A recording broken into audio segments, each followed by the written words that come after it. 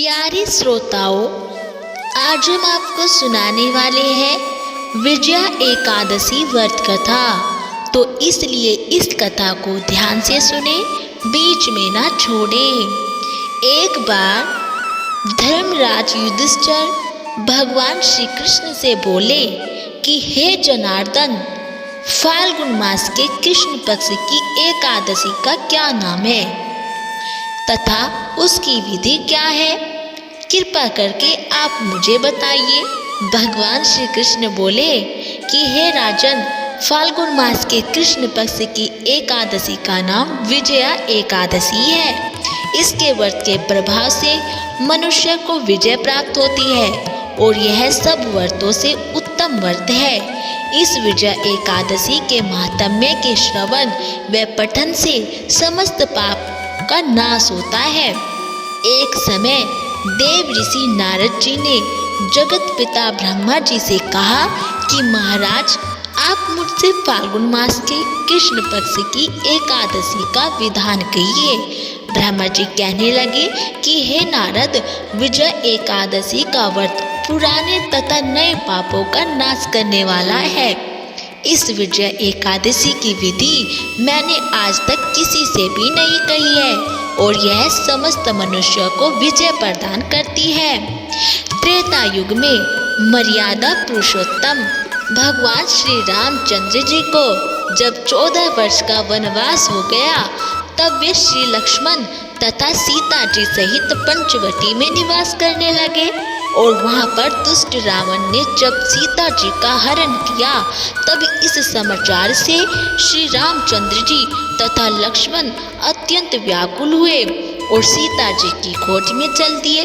घूमते घूमते जब वे मरणासन जटायु के पास पहुँचे, तो जटायु उन्हें सीता जी का वृत्तांत सुनाकर स्वर्गलोक चला गया और कुछ आगे जाकर उनकी सुग्रीव से मित्रता हुई और बाली का वध किया। हनुमान जी ने लंका में जाकर सीता जी का पता लगाया और उनसे श्री रामचंद्र जी और सुग्रीव की मित्रता का वर्णन किया।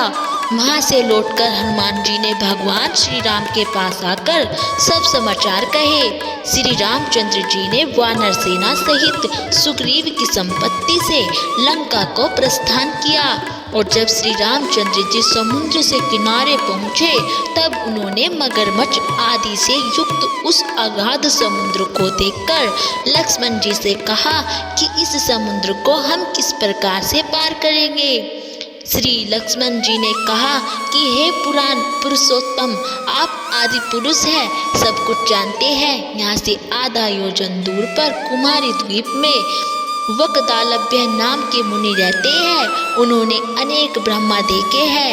आप उनके पास जाकर इसका उपाय पूछिए। लक्ष्मण जी के इस प्रकार के वचन सुनकर श्री रामचंद्र जी वकदालभ्य ऋषि के पास गए और उनको प्रणाम करके बैठ गए। मुनि ने भी उनको मनुष्य रूप धारण किए हुए पुराण पुरुषोत्तम समझकर उनसे पूछा कि हे राम, आपका आना कैसे हुआ? रामचंद्र जी कहने लगे कि हे ऋषि, मैंने सेना सहित यहाँ आया हूँ और राक्षसों को जीतने के लिए लंका जा रहा हूँ।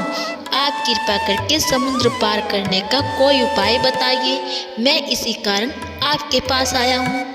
वकदालभ्य ऋषि बोले कि हे राम, फाल्गुन मास के कृष्ण पक्ष की एकादशी का उत्तम व्रत करने से निश्चय ही आपकी विजय होगी और साथ ही आप समुद्र भी अवश्य पार कर लेंगे। इस व्रत की विधि यह है कि दशमी के दिन स्वर्ण, चांदी, तांबा या मिट्टी का एक घड़ा बनाइए और उस घड़े को जल से भरकर तथा 5 पल्लव रख वेदिका पर स्थापित करें। उस घड़े के नीचे सतनजा और ऊपर जौ रखें। उस पर श्री नारायण भगवान की स्वर्ण की प्रतिमा स्थापित करें। एकादशी के दिन स्नान आदि से निवृत्त होकर धूप, दीप, नैवेद्य, नारियल आदि से भगवान की पूजा करें और तत्पश्चात घड़े के सामने बैठकर दिन व्यतीत करें और रात्रि को भी उसी प्रकार बैठे रहकर जागरण करें और द्वादशी के दिन नित्य नियम से निवृत्त होकर उस घड़े को ब्राह्मण को दे दे। और हे राम, यदि तुम इस व्रत को सेनापतियों सहित करोगे तो तुम्हारी विजय अवश्य होगी। श्री रामचंद्र जी ने ऋषि के कथा अनुसार इस व्रत को किया और इसके प्रभाव से दैत्यों पर विजय पाई।